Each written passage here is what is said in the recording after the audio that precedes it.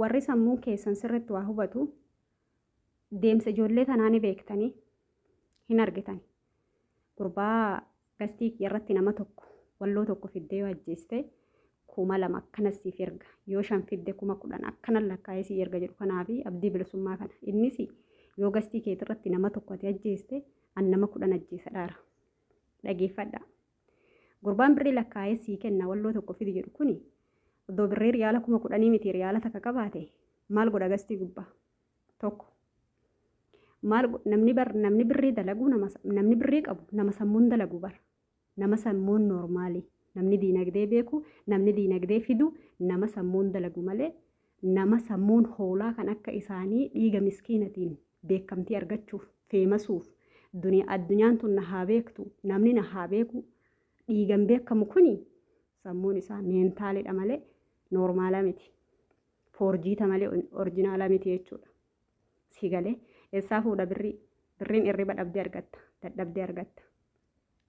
Isaan immoo odoo birree qabaate maal godha taaptaap naa godhi jedha. Kombiliinki naa godhi jedha. Sheer naaf godhi jedha. Viidiyoo kiyya ilillii takka ol darbe maal godha.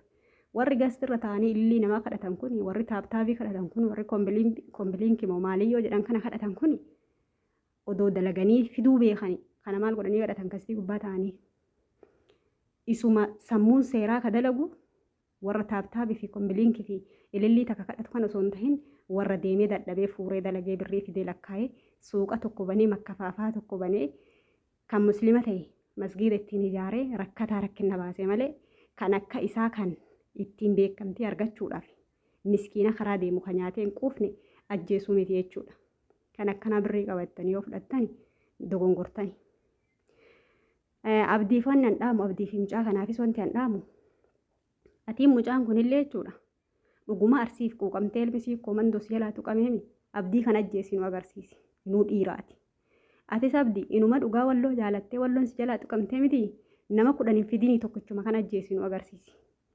Isin nama nyaatee dhuge nama gastii gubbaa taa'ee miskiinan feemasuuf deemu kana maan ajjeefne hanga miskiina karaa deemu kawaata kan beekne ka bilbila tokko qabatee uffata uffatee dirrarraa hin qabne ajjeeftan. Kan isa gubdanii maqaa ibiddaan irra barreessitan. Kun seenaa bareedaa. Seenaa gaarii galmeessuu yoo hedde namuma afaan baheen si arrabsu ajjeesi. Namuma bakka gaarii taa'u kana fuudhii qalbi.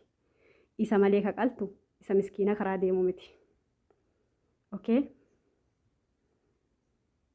Sammummaan keessan kun akka itti yaadan hin beeku. Warra feemasuuf deemu, warra beekamtiif deemu laaltanii immoo miskiina karaa deemu ajjeestan.